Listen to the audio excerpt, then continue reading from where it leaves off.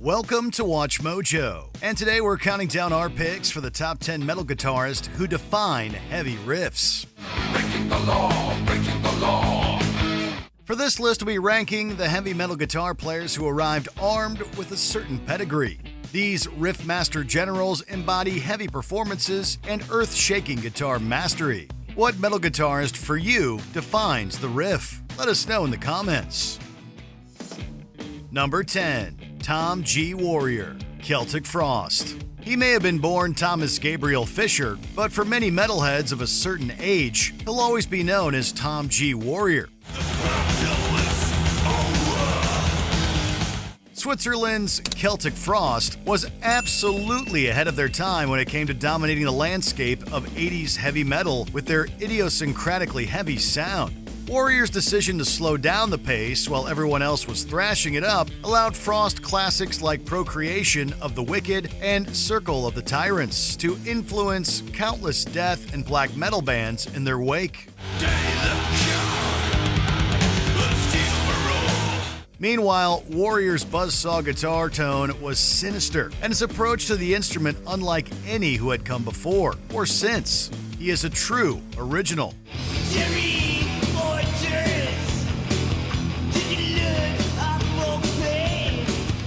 Number 9. Trey Azatoth, Morbid Angel. Morbid Angel was one of the few death metal bands to make any real commercial impact in the 90s, thanks to a brief major label flirtation.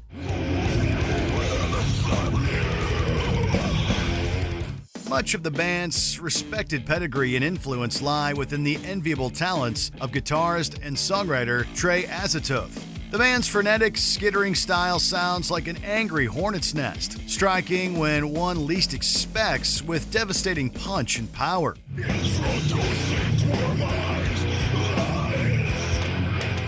Azatoth combines compositional skill with aggression that leans heavy onto the gas pedal 1 minute and then slows things down to a slime-drenched pace the next. It was a path to success that made Azatoth a generational death metal talent.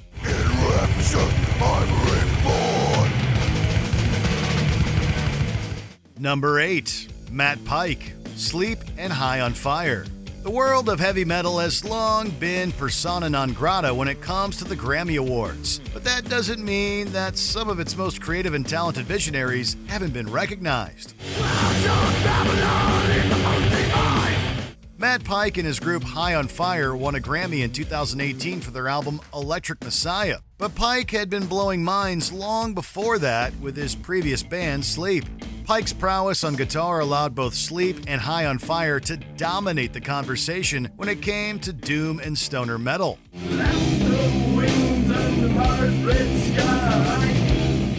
The Sleep song Dragonaut was even featured on the soundtrack to Harmony Korine's controversial film Gummo. For Pike, the riff is sacred, and his Motorhead meets Sabbath Assault remains a definitive example of the stoner genre.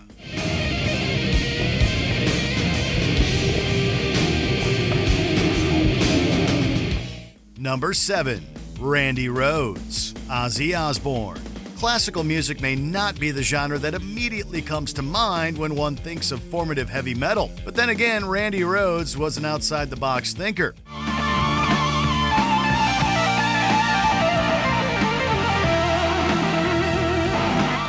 The man's career and life may have been cut short far too soon, but his contributions to artists like Quiet Riot and Ozzy Osbourne went on to inspire nearly every metal guitarist who picked up the instruments.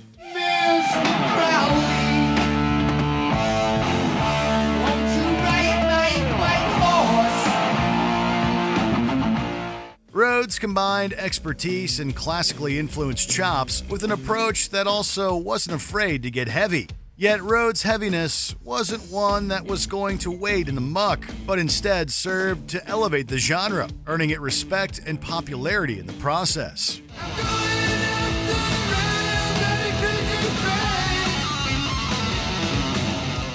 Number 6. Glenn Tipton and KK Downing, Judas Priest. There have been numerous notable guitar teams throughout heavy metal's illustrious history. One could argue, however, that none of them have been as influential as Judas Priest's Glenn Tipton and KK Downing.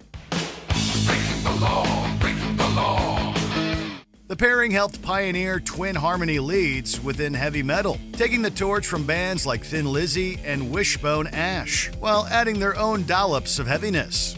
Iron Maiden would tread a similar path through the 1980s, but a strong rhythmic presence always allowed Judas Priest to remain leaders in this regard.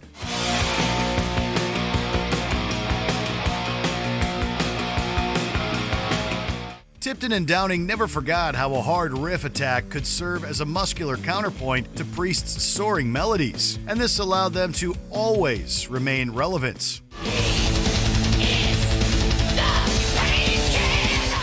Number 5. Dimebag Darrell, Pantera.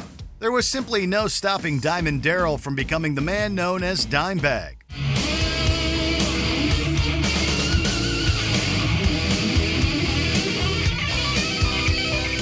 Darrell's career in Pantera started out with a Sunset Strip glam metal approach, yet those early Pantera albums were still heavy. This was a defiantly unique sound that got even heavier once Phil Anselmo joined Pantera for their power metal album. And from there, Darrell and company pioneered a fresh and heavy new groove.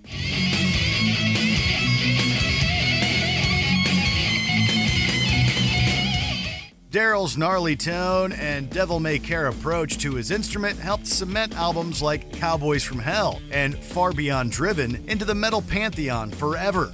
Meanwhile, the man's seemingly never-ending search for the perfect riff laid down the law for legions of admirers, an admiration that continues long after Dimebag's tragic and untimely passing.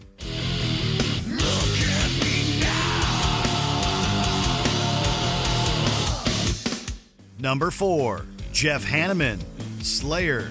Remember what we said earlier about heavy metal guitar teams? Well, there's simply no team quite like that of Jeff HANNEMAN and Kerry King.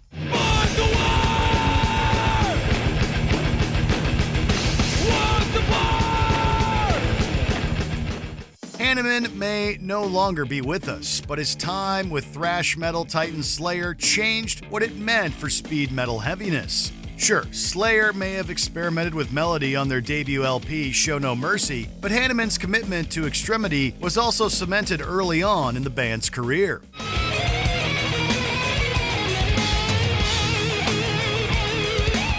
Those chaotic and noisy solos are only the icing on the cake to HANNEMAN's prowess as a riff writer, a truly inspired talent that was able to conjure evil on the fretboard, as if possessed by some diabolical black magic.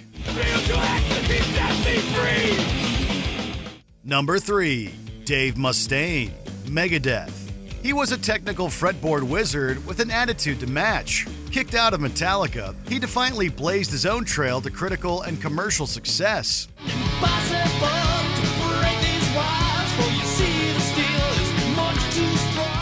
His name is Dave Mustaine. He's better than you, and he knows it. Mainstream commercial radio didn't exactly come knocking to Megadeth's clinically precise style of thrash. Dave and his crew barged in, knocked the door down, and made everyone sit up and take notice.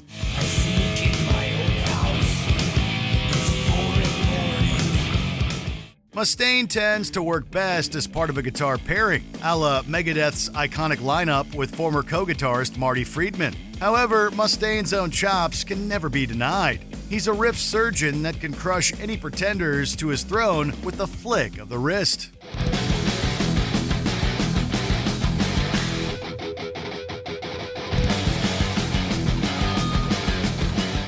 Number 2. James Hetfield, Metallica.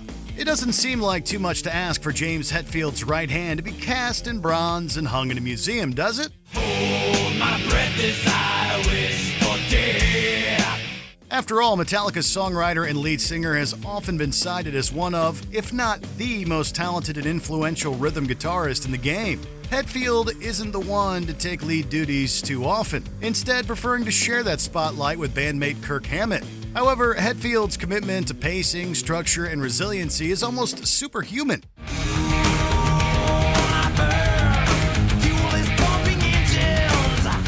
The crunch present on such classic Metallica albums as And Justice for All and Master of Puppets isn't just definitive. It presents a blueprint for virtually every thrash metal group to emerge in the wake of Metallica's total global dominance. Take my hand, off to never, never land. Before we name our number one pick, here are a few honorable mentions. FREDRIK THORDENDAL, MESHUGGAH, Jazzy Progressive Technical Brilliance.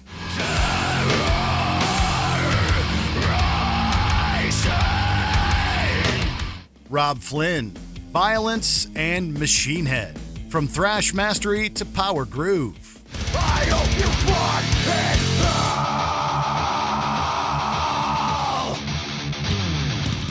Joe DUPLANTIER, GOJIRA, Dizzying Chops.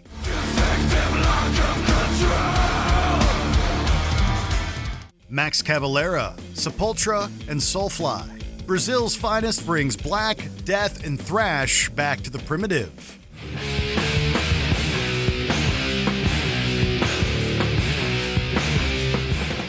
Eric and Brian Hoffman, Deicide, Florida's death metal finest.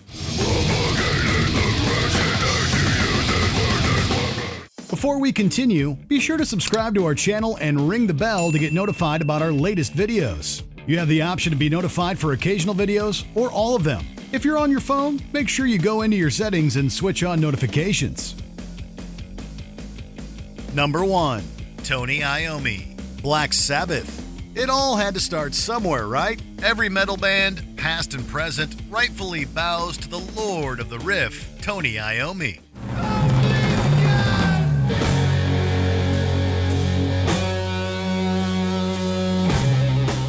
Black Sabbath's utilization of the Devil's Tritone was just the beginning of Iommi's rise to icon status, however, because the man never stopped learning or progressing. Sure, Iommi's dark and ominous early work is formative, but he also leaned into more progressive ideas on underrated Sabbath LPs like Technical Ecstasy. Meanwhile, Iommi's performances in the post-Ozzy era embraced melody like never before, while always remaining at the forefront of heaviness.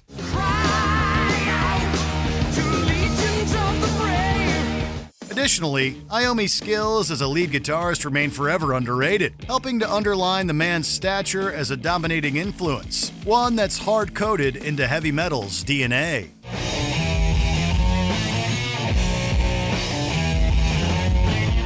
Did you enjoy this video? Check out these other clips from Watch Mojo, and be sure to subscribe and ring the bell to be notified about our latest videos.